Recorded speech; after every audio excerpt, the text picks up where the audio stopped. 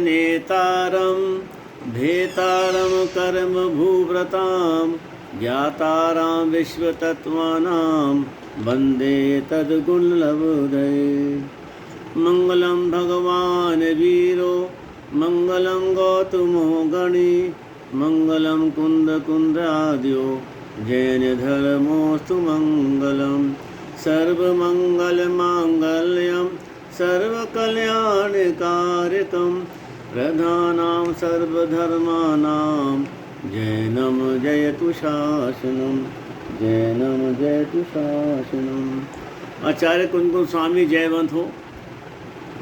आचार्य उमा स्वामी जयवंत हो। जिनवाणी माता जयवंत हो। 10 लक्षण धर्म का मैं मंगलाचरण पढ़ रहा हूँ।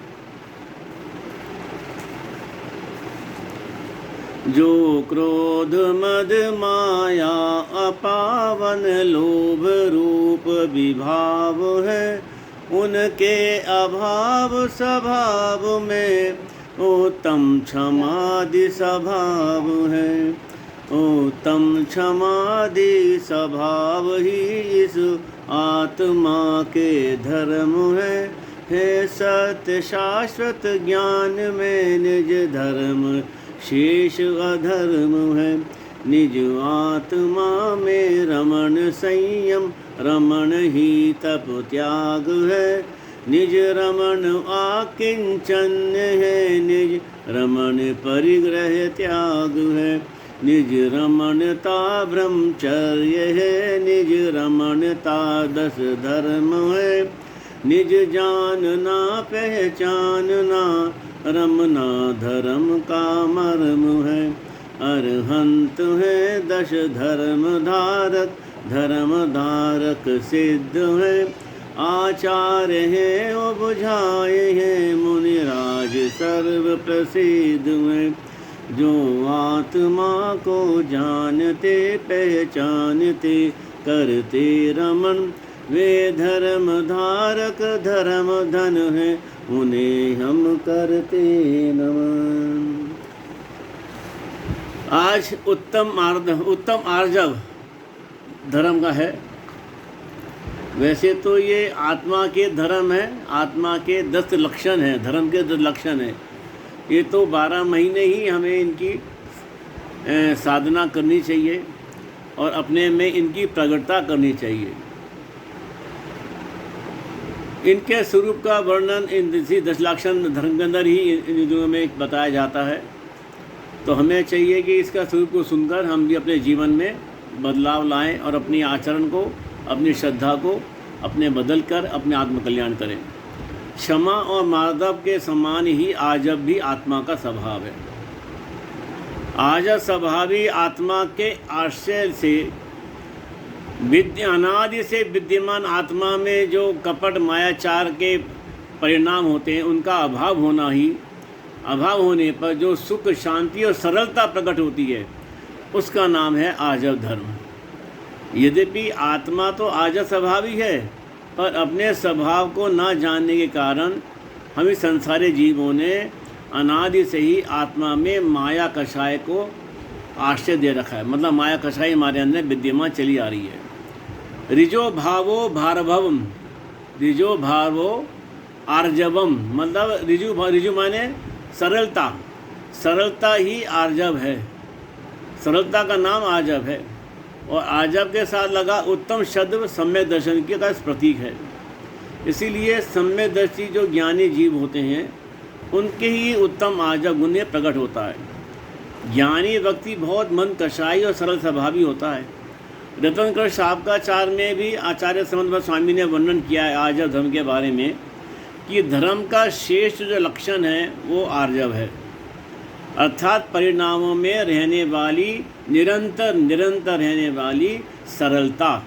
मन वचन काय की कुटिलता होना माया कषाय। मन की में सोचना कुछ बोलना कुछ और करना कुछ। तो मन वचन काय की जो कुटिलता है इसमें इसका नाम है माया कषाय। ये मुख्य रूप से तो वैसे देखा जाए तो ये सभी कषाएँ चारों गतियों की जीवों में होती हैं। लेकिन माया कषाय जो उत्कृष्ट रूप से प्रबलता से मुख्य रूप से त्रिंचों में पाई जाती है।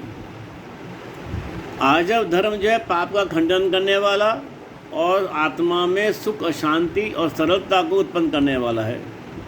आचार्य कहते हैं, हे जीवो, अपने में अनादि काल से चली आ रही कुटिलता मायाचार के परिणामों का त्याग करके और कर्मों का क्षय करने वाला महान आजव धर्म अपने में प्रकट करो। अतः सम्यक दर्शन सहित वीतरागी जो सरलता है उसका नाम है आजव धर्म। सम्यक दर्शन सहित, तो इसके धारी कौन है? हमारे पंच परमेष्ठी भगवान हमारे आजव धर्म के धनी हैं, आजव धर्म के धारी हैं। इसकी विरोधी माया कषाय है। जिस जीव के मायाचारी जो जीव होता है वो उसका तो व्यवहार बहुत ही अलग ही होता है, ना सहज होता है ना सरल होता है। मायाचारी जो व्यक्ति होता है वो, उसका उदाहरण आता है आगम के अंदर कि मुंह में राम और बगल में छुरी। वो सामने वाले को इतनी मिठास, इतना घुलता है वचनों में, इतनी मीठापन, इतना अपनापन दिखाता है कि सामने वाला उसको कोई समझता है कि इसके अलावा तो मैं दुनिया में मेरा कोई अपना है ही नहीं। यानी उस पर वो इतना विश्वास जमा लेता है मधुर वाणी से बोलकर, उसको अपने विश्वास में लेकर इतना उसके ऊपर विश्वास जमा लेता है कि वो सारे अपने राज खोल देता है। और जब कभी वो मायाचारी व्यक्ति को मौका मिलता है वो उसको ठगता है, उसको धोखा देता है। तब उसे पता लगता है कि मैं तो छला गया, मैं तो ठगा गया मैं। तो वो सोचता कुछ है, मतलब मन वचन काया में एक रूपता नहीं होती। सोचता कुछ है, वाणी में कुछ बोलता है और करता कुछ और है।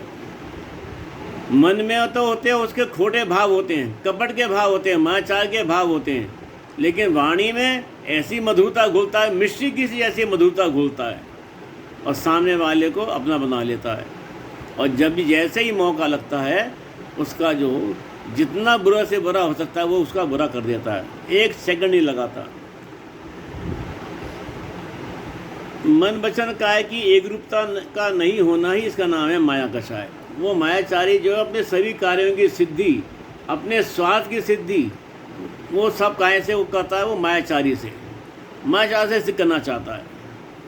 देखो इसके बारे में युगल जी ने बहुत को माया कषाय को बहुत सुंदर ढंग से समझाया है अपने देवशाद गुरु की पूजा में। ये पुष्प सुकोमल कितना है, तन में माया कुछ शेष नहीं, निज अंतर का प्रभु भेद कहूँ, उसमें ऋजुता का लेश नहीं। क्या कह रहे हैं यहाँ पे? पुष्प को युगल जी ने आत्मा की सरलता का प्रतीक माना है। आत्मा में जो उसका स्वाभाविक गुण है सरलता, मृदु स्वभावी है, कोमलता, उससे इसको यहाँ पे पुष्प को उसको प्रतीक माना है, आत्मा की सरलता को। और फूल को कहते हैं सुमन भी कहते हैं, सुमन। सु माने अच्छा और मन माने मन, चित्त, तो सुंदर चित्त वाला, तो सुंदर चित्त वाला ऐसा वो पुष्प होता है। तो पुष्प कितना कोमल होता है कि तन में माया कुछ शेष नहीं, मतलब उसको चाहे आप बाहर से देखो तो हाथ लगा के छुओ और अंदर से देखो, भीतर से देखो, उसके वो कोमल ही कोमलता है, बिल्कुल मुलायम होता है, कोमल होता है वो पुष्प। ये पुष्प सुकोमल कितना है, तन में माया कुछ शेष नहीं, निज अंतर का प्रभु भेद कहूँ। अब जब मैं अपने अंदर में झांकता हूँ, युगल जी कह रहे हैं, हे जीवो, जब तुम अपने अंदर में मैं झांकता हूँ तो मैं अंदर में मेरे तो क्या है, मन में कुछ होता है, वाणी में मैं कुछ बोलता हूँ और कार्य की सिद्धि में कुछ और करता हूँ, कार्य काया से कुछ और करता हूँ। निज अंतर का प्रभु भेद कहूँ, उसमें ऋजुता का लेश नहीं। ऋजुता मैंने सरलता, सरलता मेरे अंदर है ही नहीं। मन में कुछ, वचन में कुछ और क्रिया कुछ, चिंतन कुछ फिर संभाषण कुछ, क्रिया कुछ की कुछ होती है, स्थिरता निज में प्रभु पाऊँ, जो अंतर काल शुद्ध होती है। क्या कह रहे हैं कि प्रभु मैं जो है क्या कह रहा है, मेरा चिंतन कुछ है, मैं मन में खोटे भाव लाता हूँ, बुरे विचार लाता हूँ, मायाचारी छल कपट के विचार मेरे मन में रहते हैं, लेकिन मेरे वाणी से कुछ और निकलता है। मैं मधुर वाणी बोलता हूँ, कुछ संभाषण कुछ और करता हूँ मैं, और क्रिया काय से क्रिया कोई अलग ही होती है। तो तीनों में मन वचन काया में एक रूपता नहीं होती, विरूपता होती है। और जैसे ही मैं अपने आत्मा का आजा स्वभावी सरल स्वभावी आत्मा का जैसे मैं आश्रय लेता हूँ, तो मेरे अंदर वो जो मन की जो कलुषता है, जो आत्मा में जो मायाचारी की या कषाय की जो कलुषता है, जो मलिनता है, वो उसका नाश हो जाता है। कब? जब मैं अपने आजा स्वभावी आत्मा का आलम्बन लेता हूँ, उसका आश्रय लेता हूँ। टोडर मन जी ने भी अपनी माया कषाय का वर्णन किया अपने रत्न शावकाचार में। क्या कह रहे हैं वो? कि जब जीव के माया कषाय होती है, तब छल कपट के द्वारा वो अपने सभी कार्यों की सिद्धि करता है। उसके अर्थ यानी उसके वो करने के लिए, मायाचारी करने के लिए अनेक तरह तरह के उपाय योजना बनाता है, उपाय सोचता है, नाना प्रकार के कपटपूर्ण वचन बोलता है, मायाचारी के वचन बोलता है, और काया से भी वो कपटपूर्ण चेष्टा करता है, जिससे अपना मरण जाने ऐसा भी वो छल करता है। यानी माया कषाय की तीव्रता होने पर यह जान करके भी कि मेरा इस कार्य में करने में, मायाचारी करने में मेरा बुरा हो सकता है, यहाँ तक कि मेरा मरण भी हो सकता है, तब भी वो परवाह नहीं करता। अपने यहाँ तक कि अपने जो इष्टजन होते हैं, उसके जो अपने सगे होते हैं, उनको भी वो ठगने में, छल करने में वो जरा भी विचार नहीं करता। अब मैं उनको भी छल करके अपने कार्य की वो सिद्धि कर लेता है। ऐसा उस जीव का स्वरूप है। यहाँ तक कि जब उसका कितना वो उपाय करता है, और उपाय करने के बाद भी अगर वो सामने वाले को ठग नहीं पाता, उसकी कार्य की सिद्धि नहीं हो पाती, तो इतना दुखी होता है, इतना दुखी होता है, इतना मन में संताप करता है कि वो अपने अंगों का घात कर लेता है, यहाँ तक कि विष खाकर मर जाता है। ये मायाचारी की उत्कृष्टता है। वो तो सभी कार्य मायाचार से सिद्ध करना चाहता है। वो यही नहीं सोचता कि अगर उसका मायाचार अगर जगत में प्रकट हो गया, लोगों को पता लग गया मेरा कि मैं मायाचारी हूँ, तो बताओ उसे जीवन में कौन उस पर विश्वास करेगा? क्योंकि देखो, ठगने ना, कभी कभी ठगने में धोखाधड़ी कभी कभी कर सकते हो आप। मैंने कहा जिंदगी सारा जीवन तुम हर एक को ठग नहीं सकते सारी ज़िंदगी, तो कभी ना कभी आपका वो जो स्वरूप है, मायाचार है, आपका पकड़ा जाएगा। आजकल तो जगत में देखे वर्तमान में तो मायाचार का तो बोलबाला है भाई साहब, खूब बोलबाला है। साइबर क्राइम आजकल तो मायाचारी आधुनिक हो गए। टेक्नोलॉजी जो ऐसी आ गई है, तो आजकल के मायाचारी क्या हो गए? आधुनिक हो गए। तरह तरह की वो अपने टेक्नोलॉजी का प्रयोग करके एटीएम के अंदर मशीन में एक डिवाइस लगा देते हैं, डिवाइस, और उससे जो भी उसको एटीएम को यूज़ करता है, उसके वो पिन नंबर उसको मैं रीड कर लेती है वो मशीन, डिवाइस, और फिर वो उसका दुरुपयोग करके और उसका सारे उस आदमी का सारे बैंक अकाउंट खाली कर देते हैं वो लोग। LIC का से फ़ोन आते हैं ठगों के कि हम फला बॉम्बे हेड ऑफिस से बोल रहे हैं, और आपकी फला पॉलिसी नंबर बताएंगे आपका, और बताएंगे कि आपका पॉलिसी मैच्योर होने वाली है, हम आपको बोनस ज़्यादा दिलवा देंगे, लेकिन आपको इतनी प्रोसेस फीस आपको देनी होगी। मेरे पास ये फ़ोन आया था बॉम्बे से, मेरी एक मैच्योरिटी हो रही थी LIC। मैंने जैसे ही कहा, मैंने कहा कि मैं बैंकर हूँ, तो किसे बेवकूफ़ बना रहा है? इतना कहती है। मैंने बताया तू कहाँ से बोल रहा है, नाम बता अपना। जब ही उसने काट दिया फ़ोन, फिर वो मिला ही नहीं फ़ोन। यहाँ तक कि बैंकों का हवाला दे के कि मैं फ़लाँ बैंक से बोला हूँ, आपका यहाँ पे अकाउंट है, आपके KYC पूरा करना है, तो आप अपने जो है सब वो डिटेल मांग लेता है, उससे पूछ लेता है। और लोग बाग अच्छे पढ़े लिखे लोग भी उसको सब उसके बातों में आ जाते हैं और अपनी सारी बैंक डिटेल बता देते हैं, और वो सब जानकर वो उनका रातों रात उनका अकाउंट खाली कर देता है। मत कहने का तात्पर्य ये है कि आजकल वो लोग बाग बिना कुछ करे धरे, बिना मेहनत करे, रातों रात वो अमीर बनना चाहती हैं, और इसीलिए आज का ठगी बहुत चल रही है। बात तो नहीं, कदम कदम पे ठगे मिलेंगे आज, कदम कदम पे बहुत सावधान रहने की ज़रूरत है। साइबर क्राइम इतना आजकल इतना बढ़ गया है कि हद से ज़्यादा, किसी पे विश्वास क्या करें। यहाँ तक कि देखो दुकानों के दुकानदार भी आजकल नकली चीज़ों में मिलावट करते हैं। अपने शराब लोग जो हैं चांदी में, सोने के जेवरों में अत्यधिक खोट मिलाते हैं, और खोट मिला के उसको शुद्ध असली कह के बेचते हैं। इतना आज का ठग का काम हो रहा है, व्यापार हो रहा है कि कहने की कोई मतलब ही नहीं है। जब पूरा देते हैं ज़्यादा, देखो आपने सुना हुआ फलां चिट फंड कंपनी फेल हो गई, फलां वो इतने करोड़ रुपए का वो ठग लिए, ज़्यादा ब्याज का लालच देकर, और वो लोगों से इन्वेस्ट कराते हैं अपनी कंपनी में, और रातों रात गायब हो जाते हैं। तो हम सब भी लोग क्या करते हैं, ज़्यादा ब्याज के लालच में, वो जो है बैंकों के ब्याज कम है आजकल, वो ज़्यादा ब्याज देते हैं, उनके जो उसके बातों में आ जाते हैं, और अपना सारा जमा पूंजी जो है हमारी नष्ट हो जाती है। तो आज आदमी के लिए चिकनी चुपड़ी बातें करना और अंदर से काट करना ये कॉमन हो गया है, कॉमन है। यहाँ तक कि जो व्रती त्यागी होते हैं ना, तपस्वी होते हैं, तो वो भी छल करने में चूकते नहीं हैं आजकल। कुछ ऐसे हो गए हैं जो बदनाम करते हैं साधुओं को। अगर एक बार उनका कपट प्रकट हो जाए तो कौन उस पर विश्वास करेगा, कौन उनके ऊपर उसकी श्रद्धा करेगा। रतनगढ़ साहबकाचार में ऐसे जो कपटी होते हैं, मायाचारी होते हैं, उनके लिए आया है कि कपटी तो मित्र द्रोही, स्वामी द्रोही, धर्म द्रोही और कृतज्ञ होते हैं, कृतज्ञ होते हैं। ये उनका स्वरूप है। जबकि जिनेंद्र भगवान का जो बताया जो धर्म है वो तो छल कपट से रहित है। 10 धर्म संबंधी जो स्वरूप आया है, आत्मा के जो धर्म के 10 लक्षण बताएं, ऐसा वो जिनेंद्र भगवान ने स्वरूप बताया आत्मा का। और आज को सुन देखो, धर्म के नाम पर आज का ठगी होने लगी है।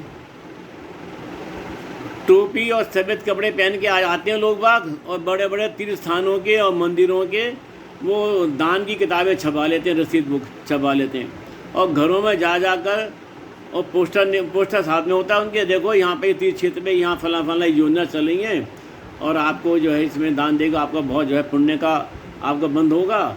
और तरह तरह की वो उनको प्रलोभन देते हैं, उनको लालच दिखाते हैं, और वो उनसे पैसे दान ले लेते हैं। शास्त्र भी छपाने के नाम पे पैसे लेते हैं, पैसे इकट्ठे कर लेते हैं। और आज के 10 लाख के दिन में इन ऐसे ठगों से हमें बचना चाहिए। जहाँ भी हमें दान देना है, अपने तीर्थ स्थान पे जाएं, वहाँ पे उनके बैंक अकाउंट में वहाँ पे उनको दाखिल जमा कराएं पैसे, अपने पैसे का सदुपयोग करें। ऐसे इन ठगों से हमें बचना चाहिए। देखो मायाचारी तो ठीक है, वो दूसरे को ठग के वो खुश होता है, लेकिन उससे सामने वाले को ठगेगा, जब ठगेगा तो स्वयं के लिए वो घातक है बहुत ज़्यादा।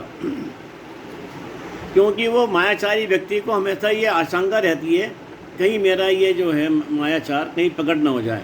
वो इस बात से भयभीत रहता है हर वक्त कि जो मैं मायाचारी करता हूँ, कहीं मेरा ये मायाचारी करने का काम जो है कहीं जगत में लोगों को पता न लग जाए। हमेशा इस कारण से वो भयभीत रहता है, आशंकित रहता है। और आगम में आया है कि मायाचारी का जो जीव है वो नियम से ही तिरंज गति में जाता है। मायाचारी नियम से तिरंज गति को प्राप्त होता है, और भी तिरंज गति कौन सी, हीन जाति की मिलती है उसको। आचार्य शुभ चंद्राचार्य ने अपने ग्रंथ में माया कषाय के बारे में लिखा है कि माया कषाय अविद्या की जन्मभूमि है, अपयश का घर है, पाप रूपी कीचड़ का गड्ढा है, मुक्ति द्वार की अर्गला है, नरक रूपी घर का द्वार है, और शील रूपी शाल वृक्ष के वन को जलाने के लिए अग्नि के समान है। एक विशेष बात यह है कि यहाँ कहा जाता है कि मन वचन काया की एक रूपता ही आजा धर्म है, और इसकी विरूपता माया कषाय है। तो ऐसा उपदेश देते हैं कि जैसा मन में हो वैसा ही वाणी में कहना चाहिए, और जैसा वाणी में बोले जाए तो वैसे ही उनको हमें करना चाहिए। और इसके विपरीत जो करता है वो जो है माया है। पर ये स्थूल कथन है। अगर हम पूजा में भी आया बात, मन में हो सो वचन उचरिए, वचन हो सो काय से करिए, लेकिन ये स्थूल कथन है।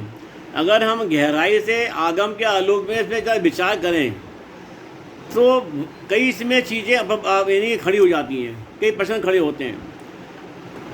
क्योंकि मन में वन, वचन और काय की एक रूपता का नाम है आजा धर्म बताया इन्होंने।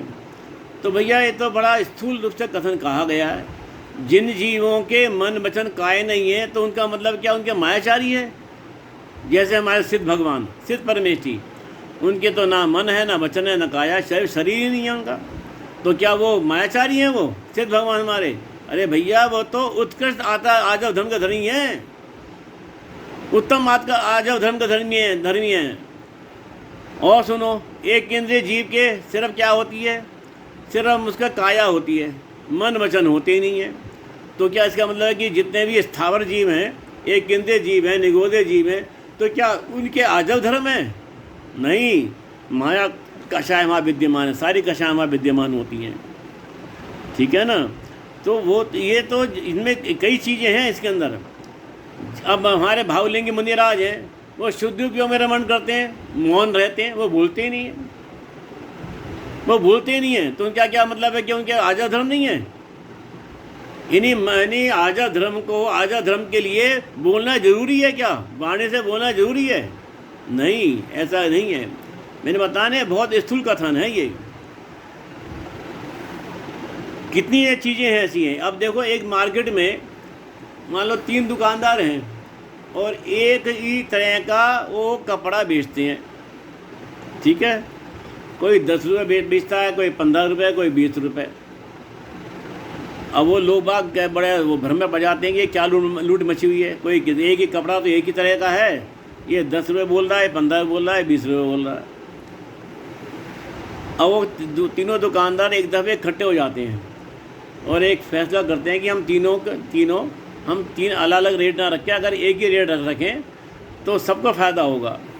तो वो 25 रुपये मीटर का वो दाम रख देते हैं, 25 रुपये मीटर, तीनों दुकानदार।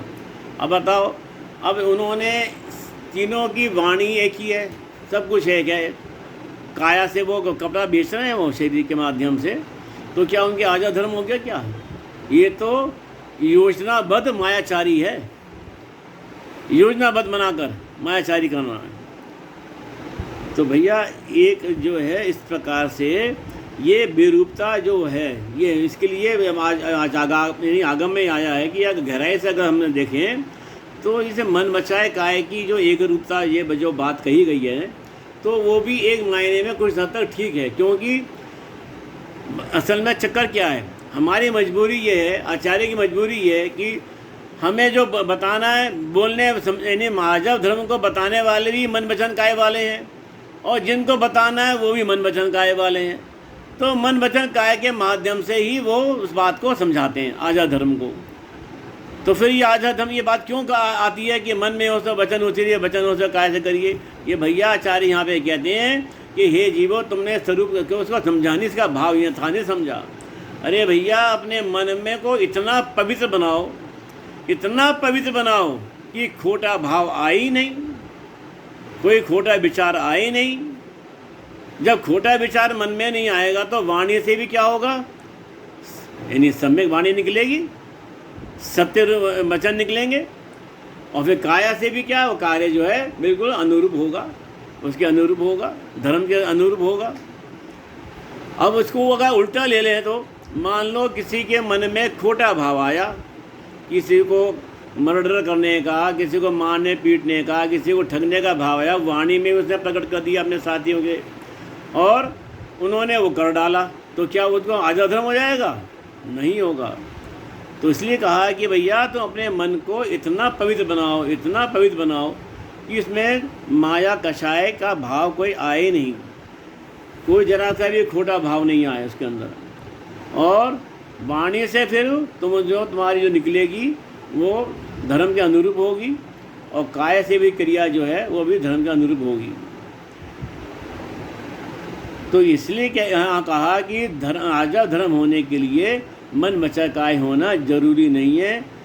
क्योंकि मैंने आपको बताया ना, सिद्ध भगवान हमारे बिल्कुल उनका तो है ही नहीं शरीर, वह तो अशरीरी है, तो उनके तो है ही नहीं। तो इसके मतलब थोड़ी है कि उनका वो माया कषा है, वो तो आजा धर्म के धनी हैं। तो भैया ये मन वचन काय के माध्यम से निष्कर्ष रूप से अगर हम कहें तो मन वचन काय के माध्यम से आजा धर्म और माया कषाय को समझाने का मूल कारण यही है कि मन वचन काय वालों की माया कषाय होती है। मूल बात यह है कि मन वचन काय वाले जो संसारी जीव हैं उन्हीं के माया कषाय होती है और उन्हीं के आजा धर्म भी उन्हीं के प्रकट होता है। जब वो इसका यथार्थ स्वरूप समझते हैं, अपनी आत्मा का आश्रय लेते हैं, रत्न देव की प्राप्ति करते हैं, तो उनकी वाणी में फिर जो ये बात घटित हो जैसी घटित होगी कि मन में है सो वचन उचरिए और वचन होए सो काय सो करिए। तो इसलिए जो भी जब हमारे देखो साधु संत हैं, हमारे साधु परमेष्ठी हैं, जब ये प्रवचन उनका मन कितना पवित्र है। मुनि मन सम उज्ज्वल नीर, आप पूजा पढ़ते हो ना 24 भगवान की पूजा में, मुनि मन सम उज्ज्वल नीर। मुनि का मन कितना पवित्र होता है कि उन जैसे मन जैसा उनका मन होता है, ऐसा मैं पवित्र जल से भगवान आपके सोने के कलश में लेकर और भगवान आपके चरणों में चढ़ाता हूँ। काहे के लिए? जन्म जरा मृत्यु के नाश करने के लिए। भैया हम पूजा में तो रोज बोलते हैं कि जन्म जरा मृत्यु का नाश हो जाए, इसलिए भगवान मैं जल चढ़ाता हूँ। लेकिन जन्म जरा मरण का नाश करने के लिए रजनी जी आप बताओ, हम पुरुषार्थ क्या कर रहे हैं? क्या पुरुषार्थ कर रहे हैं बताओ? लेकिन पूजा खूब बोलते हैं, जन्म जरा मृत्यु विनाश नाय जलम निरपामती स्वाहा, है संसार ता विनाश नाय चंदम निरपामती स्वाहा। लेकिन उसका नाश करने का, जन्म मरण का नाश हो जाए हमारा, उसके लिए क्या कर रहे हैं हम? पुरुषार्थ कुछ नहीं कर रहे हैं। उसके क्या कर रहे हैं? कुछ नहीं कर रहे हैं, बस भगवान के आगे बोलते हैं वाणी के में वहाँ मंदिर में। तो वो जब तक हमारा कल्याण, हमारा जन्म मरण का नाश तभी होगा जब हम रत्नत्रय को धारण करेंगे, सम्यक दर्शन की प्राप्ति करेंगे। इसीलिए जो पूजा में आध्यात्मिक पूजा है देवशास्त्र गुरु की, उसमें कितना सुंदर बात आई है। क्या है ये कि दिन रात आत्मा का चिंतन, मृदु संभाषण में वही कथन, निर्वस्त्र दिगंबर काया से भी प्रकट हो रहा अंतर मन। इनकी बात है ये भावलिंगी मुनिराज की है कि कहाँ 24 घंटे हर भगत वो तो अपनी आत्मा में शुद्ध उपयोग में लिए रहते हैं। और जब कोई मान लो शुभोपयोग में बाहर आते हैं शुद्धोपयोग से, तो लोगों के कल्याण के लिए क्या? मधुर संभाषण, इन्हें कल्याणकारी, उनको आत्मा का कल्याण वो कोई उनका भी हो जाए, वो भी अपना आत्मा कल्याण करें। जैसे हमने अपना आत्मा कल्याण काम कर रहे हैं, मोक्ष मार्ग पे हम प्रशस्त चल रहे हैं, तो ऐसे ही संसारी जीव भी जो मोह निद्रा में पड़े हुए हैं, अनादिकाल से कषायों में पड़े हैं, राग देश भावों में पड़े हैं, वो भी अपने रत्नों को धारण करके और वो भी अपनी आत्मा कल्याण करें, इस भावना के साथ वो उपदेश देते हैं। मधुर संभाषण में वही कथन भी किसका होगा? आत्मा के सुख बताने का कि हे चेतन, हे जीवों, तुम चेतन आत्मा हो, तुम शरीर नहीं हो, तुम चेतन स्वरूप हो। अपने चेतन गाय स्वभाव का अपना आश्रय लो, उसका चिंतन करो, उसकी श्रद्धा करो, और चिंतन करके श्रद्धा करके उसमें लीन होके और अपने मोक्ष मार्ग को प्रशस्त करो आप। तो ये क्या है? ये दिगंबर मुनिराज की ये उनका असली स्वरूप है। देखो बनारसी दास जी, एक बताऊं, सरल हृदय कितने सरल परिणामी थे बनारसी दास जी, जिन्होंने समय साथ नाटक लिखा है। एक बार उनके घरों में रात को चोर आ गए, वो दरवाज़ा खुले रखते थे बनारसी दास जी। चोर आ गए और सारा सामान समेट लिया और बस संदूक में भर लिया उन्होंने।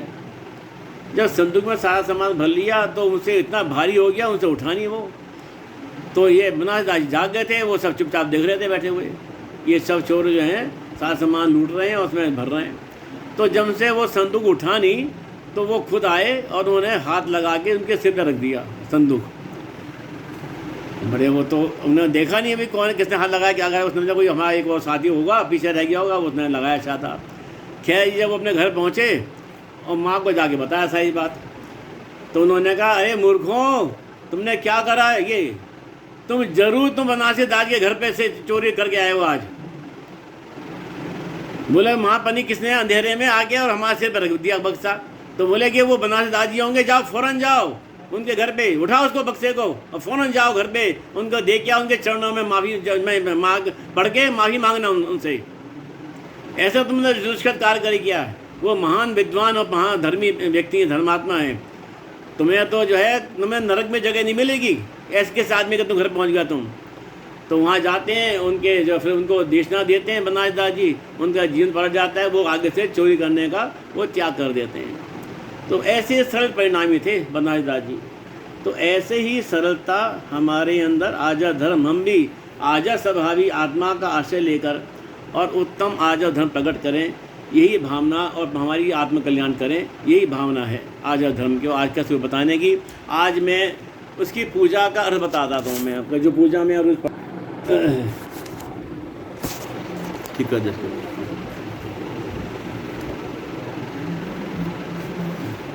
कपट न कीजे को चोरन के पुर ना बसे, सरल सुभावी हो ताके घर बहु संपदा। कपट ना कीजिए कोई। हे जीवों, कभी भी छल कपट नहीं करना चाहिए। क्या कपटी आपने चोरों के घर बसते देखे हैं क्या? क्यों भैया बोलो, चोरों के घर बसते देखें कभी? चोरन के पुर ना बसे। तो धन संपत्ति चोरी करते हैं वो, लेकिन कभी वो अपना घर नहीं बसा पाते जिंदगी भर। इसलिए यहाँ पे कबीराज कह रहे हैं कि हे जीवों, सरल स्वभावी हो। और जो सरल स्वभावी संतोषी होता है, जितना पुण्य के उदय से जितना उसको प्राप्त होता है उसी में उसको संतोष करना चाहिए। तो वो धनी है। संसार में सब धनी व्यक्ति भी हो जिसके पास संतोष रूपी धन है, जिसके पास। उत्तम आजब रीति बखानी, रंचक दगा बहुत दुखदानी। मन में हो सो वचन उचरिए, वचन हो सो तन सो करिए। करिए सरल तीं जोग अपने, देख निर्मल आरसी। आरसी माने दर्पण। तो क्या कह रहे हैं कि उत्तम आजब जो है ये सरल स्वभाव को कहते हैं। और क्या कह रहे हैं ये कि मन में जो हो रंच मात भी दगा जो है वो दुख को देने वाला है। उत्तम आजब रीति बखानी, रंचक दगा बहुत दुखदानी। यानी जो जरा सा भी जो किसी को कपट देता है, वो छल देता है, छल के द्वारा उसका नुकसान करता है, तो वो बहुत दुख देता है वो। तो जो विचार मन में हो वही वचन में कहना चाहिए, और वचन में जो कहा जाए वो काय से करना चाहिए। तो मैं इसका बताया अभी कि मन को अपना इतना पवित्र बनाओ कि मन में खोटा विचार आए नहीं, वाणी में भी वो सही सम्यक वाणी निकले, और हमारे काया से भी उसी प्रकार का हमारे कार्य हो। तो तीनों योगों को सरल बनाना चाहिए। जैसे निर्मल दर्पण में, स्वच्छ दर्पण में हम अपना मुख देखते हैं ना, जैसा हमारा मुंह होगा वही तो दिखेगा। क्यों? जैसा हमारा मुंह होगा वही तो दिखेगा। दर्पण हमारा असली चेहरा दिखाता है। तो इसी प्रकार से हमारी आत्मा भी शुद्ध है, उज्ज्वल है, धवल है, लेकिन हमने उस पर अनादि से कषाय की काली माँ, उस पर मलिनता लगी हुई है। तो हमें उसको जो है, हमें भी दर्पण की भांति स्वच्छ बनाना है अपनी आत्मा को भी। मुख करे जैसा लखे तैसा, कपट प्रीति अंगारसी। तो छल कपट करना तो ऐसा है जैसे मान लो हम अंगारों पे लौट रहे हों। छल कपट करना तो ऐसा है, अंगारों से प्रीति कर रहे हो, अंगारों से हम प्रेम करते हो। मान लो जैसे हमने अंगारे को अपने हाथ में ले रखा है, तो हम क्या होगा, जल जाएगा हाथ तुम्हारा। तो यदि इसलिए करेंगे छल करके कोई भी नहीं लहे लक्ष्मी, अधिक छल करी कर्म बंध विशेषता। कोई भी कितना कपट करे, छल करे, कोई उससे अमीर नहीं बन सकता कभी भी, ना वो संपत्ति को ग्रहण कर सकता है।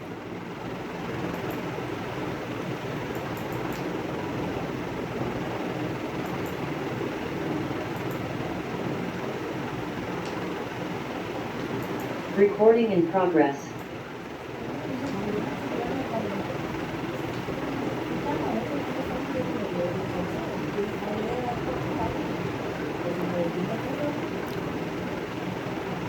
बस एक दो बात हो कहनी है, बस पूरे जयमाला हो जाती है हमारी।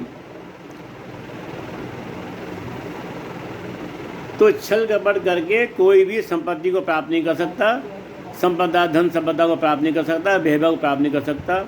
यहाँ पे उदाहरण दिया है कि भय त्याग दूध बिलाव पीवे आपदा नहीं देखता। बिल्ली क्या है ना, बिल्ली वो उसको दूध बहुत उससे प्यार करती है, दूध से बहुत इसको लगाव होता है। तो वो क्या करती है, आँखें, आपने देखा होगा जब भी दूध पीती है वो तो अपनी आँखें बंद कर लेती है, आँखें बंद कर लेती है। क्यों आँखें बंद करती है, कभी सोचा आपने? वो इसलिए बंद कर लेती है कि अगर कोई मेरे को डंडा ही मारेगा ना तो वो उसको सहन कर लेगी, वो इसलिए वो अपनी आँखें बंद कर लेती है। तो ये छल कपट की ये वो है, उत्कृष्टता है ये।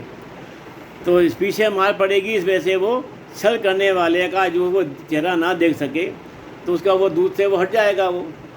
तो इसलिए वो बिना, जो छल कपटी होता है, बिना विचार करे कि मैं को कितना मैं पाप का बंद कर रहा हूँ, और वो छल कपट किया जाता है। तो इस प्रकार से हमें छल कपट से हमें अपना बचना चाहिए और अपने जीवन को सरल बनाना चाहिए, स्वभावी होना है। हमारा आत्मा स्वभावी है, सरल स्वभावी है। तो इसीलिए हमें भी अपने आत्मा का आश्रय लेकर हम भी अपने में आज़ाद प्रकट करें। इसी भावना के साथ वाणी को मैं विराम देता हूँ।